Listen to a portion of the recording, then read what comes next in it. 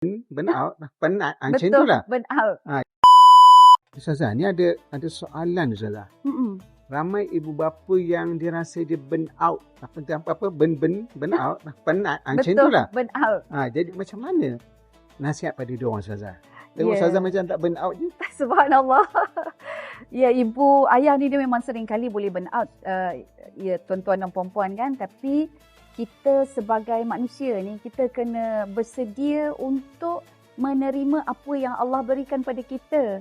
Dan anak-anak ini adalah amanah serta tanggungjawab. Oh, kalau fikir macam tu dia lagi rasa burn out. Amanah ni lagi lah terbebankan. Tapi saya suka dengan apa yang Allah dah sematkan dalam pemikiran kita melalui ayatnya.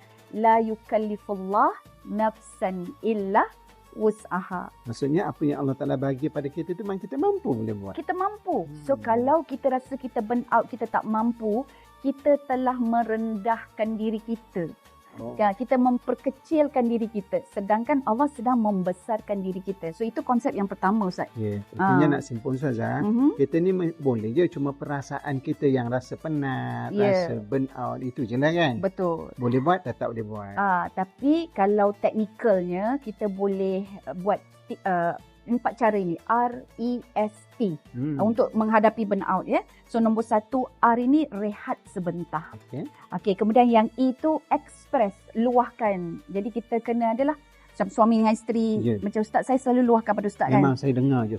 Betul. Jadi saya ada tempat luahan. So kalau suami bukanlah tempat luahan yang terbaik, mungkin boleh cari kawan yang kita percayai.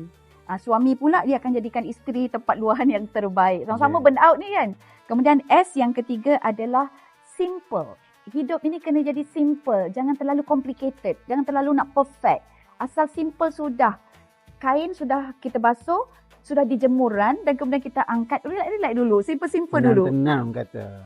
Masukkan bakul je dulu. So kita simple kan dan jangan kita complicated kan. Dan T yang terakhir Ustaz adalah tawakal. Jadi tawakal, serahkan kepada Allah sebab Allah dah bagi kita amanah itu dan Allah juga yang akan memberi petunjuk. So jangan lupa terus bergantung kepada Allah Subhanahu Wa Taala. Dari ibu untuk ibu, dari ayah untuk ayah.